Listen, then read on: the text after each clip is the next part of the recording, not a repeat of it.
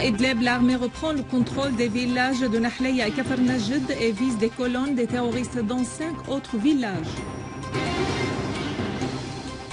Début de la dernière étape de la libération de Saladin et les forces armées repoussent une attaque terroriste de Daesh sur Ad-Dujail. L'agression saoudienne se poursuit pour la 3e semaine contre le Yémen, fauchant la vie des innocents.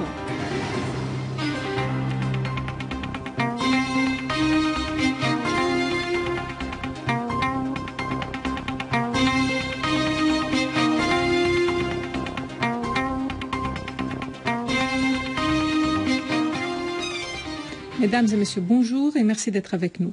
Des unités de l'armée arabe syrienne se sont emparées de la localité de Nahleya au sud-ouest de la ville d'Idlib après avoir pris le contrôle du village de Kafr Najd dans la banlieue d'Idlib. L'armée a également éliminé de nombreux terroristes et détruit leurs véhicules à la périphérie du village de Nahleya. Par ailleurs, l'artillerie de l'armée arabe syrienne a visé les caches des terroristes dans la localité de Mantif, tuant et blessant de nombreux terroristes. L'armée de l'air syrienne a visé les rassemblements des terroristes à la périphérie du village de Mqblé et de Korine, détruisant des véhicules avec les terroristes à bord à Sermine et Ma'arat Mosrin. À Alep, des unités de l'armée arabe syrienne ont pris pour cible les caches des terroristes de Front al-Nusra, faisant nombre de tués parmi eux et détruisant les armes, les munitions et les véhicules qui étaient en leur possession. En outre, des unités de l'armée arabe syrienne ont infligé de lourdes pertes aux terroristes à Kafr Hamra, Haraitan, Dahrat Abd Rabbo et dans la zone du mont de Sam'an. D'autres unités de l'armée ont abattu de nombreux terroristes et détruit leurs armes et munitions à Khan el-Assal, Sayyaleh, Houer el-Hoss et Jeb Jasem dans la zone d'Al-Sfera. De même, des unités de l'armée arabe syrienne ont neutralisé de nombreux terroristes dans les 2 villages de Koueres et de Jdeide, dans la banlieue est du gouvernorat. Dans la banlieue de l'Attaqué, des unités de l'armée arabe syrienne ont tué de nombreux terroristes de Front al-Nusra et détruit nombre de leurs véhicules chargés d'armes et de munitions à Zahieh et Salma.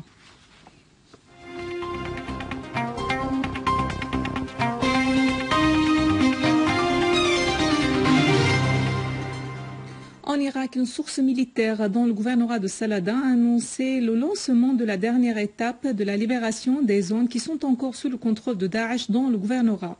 Cependant, les accrochages se poursuivent dans la zone Fatha, durant lesquels l'un des leaders de Daesh de la nationalité géorgienne a été tué. Appuyés par l'armée de l'air irakienne, les forces armées irakiennes ont d'ailleurs repoussé une attaque terroriste de Daesh sur le district d'Ad-Dujail au sud de Tikrit. 22 terroristes ont été éliminés et 46 de leurs véhicules ont été détruits.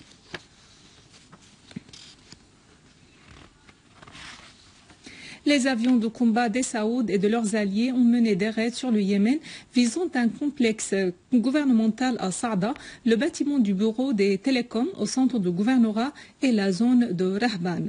En outre, des explosions violentes ont retenti aujourd'hui à l'est au sud-ouest de Sanaa.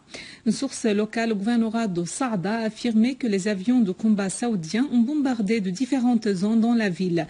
Les avions ont également survolé Sanaa alors que la DCA yéménite les a repoussés.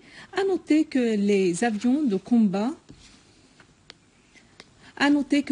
combat des Saouds et de leurs alliés poursuivent depuis le 26 du mois dernier leur raid sur de différentes zones au Yémen et que des centaines de Yéménites avaient été tués. Sur un autre plan, le réseau terroriste d'Al-Qaïda a perpétré un crime contre les soldats yéménites de la 2e brigade d'infanterie Jabali dans la zone de Hazan, dans le gouvernorat de Chabwa. Une source locale a dit que des éléments du réseau terroriste avaient attaqué hier le camp de la 2e brigade et abattu 15 soldats.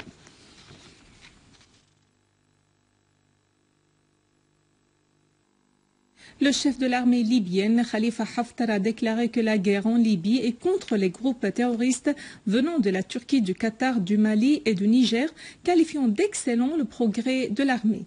Haftar a déclaré que la confrérie musulmane fait partie des groupes terroristes se trouvant en Libye et qui reçoivent l'aide de certains pays, dont en premier lieu le Qatar, la Turquie et le Soudan.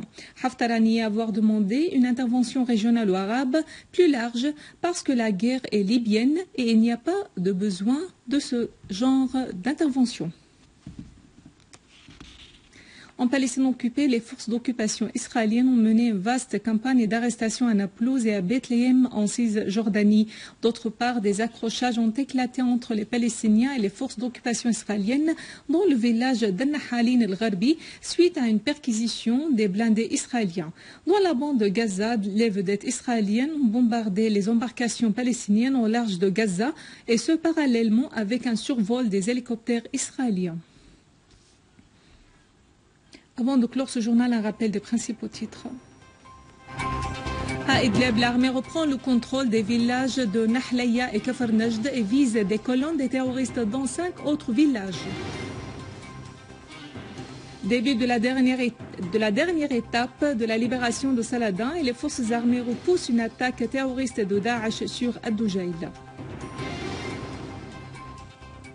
L'agression saoudienne se poursuit pour la 3e semaine contre le Yémen, fauchant la vie des innocents.